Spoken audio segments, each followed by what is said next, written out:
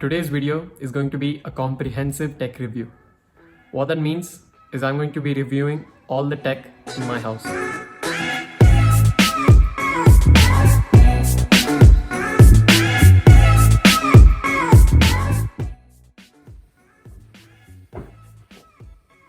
I'm going to be talking about the SONY Bravia 75-inch TV.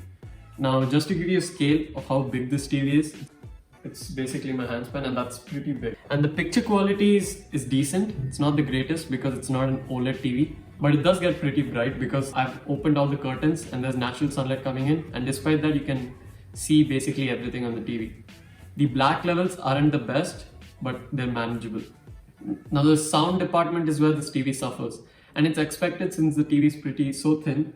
The sound's gonna be pretty bad and there's not enough bass, and once you increase the volume beyond a certain level, the highs start to get a bit screechy. And I also forgot to mention that there's another problem with the TV which I think should be addressed and not a lot of people say, and that's the remote. So this is the remote. It's decent. It's not a great remote. There's way too many buttons, I feel like, and you cannot use the remote unless you point at the TV.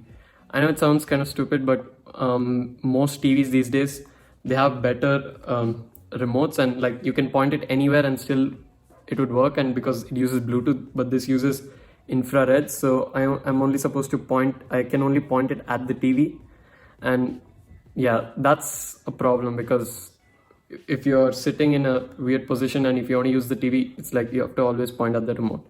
So I don't like that about this TV.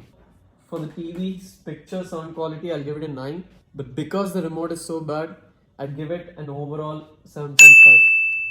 Now the soundbar is a Samsung soundbar, and it doesn't have a dedicated subwoofer, nor does it have surround speakers, but I think it does sound pretty great, and I'll show you how it sounds.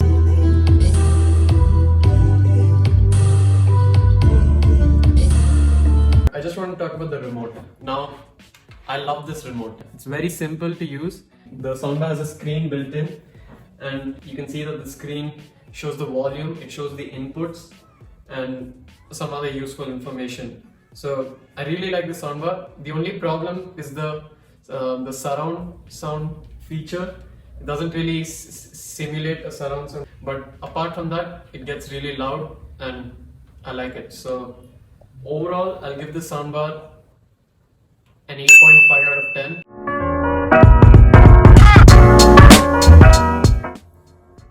This is my favorite device at home. So this is an Alexa Show 2, and we got it as a gift, but it's great. It does pretty awesome things. Here's some of the cool things it does. Alexa, Alexa, Alexa, Alexa, what is the weather? Tell me a joke. Set an alarm. Order an iPhone. 1 moment. Showing results for iPhone. I'll give it a 9 out of 10 for practicality. The PS4. Now, as you all know from the previous videos, that it doesn't work anymore, but I'll give this a 10 on 10 for the memories. This TV is a pretty good TV. We got this in 2012 and almost 10 years now, and till today it works pretty great. The sound is decent, the picture is pretty good, and it's also big. It's I think like 55 inches, so that's a good size. I'd give this TV a 9 out of 10 for the long-term use. The next section is going to be random useful tech around the house. This is an AC. This is a lamp. This is a fridge. It does whatever regular fridges do. Has a water dispenser. It keeps your water cold.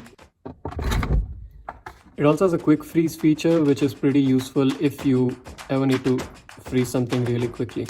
9 out of 10 for ease of use. Not much features. 9 out of 10 for the taste. This is a piano. Now, it's good if you know how to play it, but if you don't, then it's pretty much useless. 5 hours later.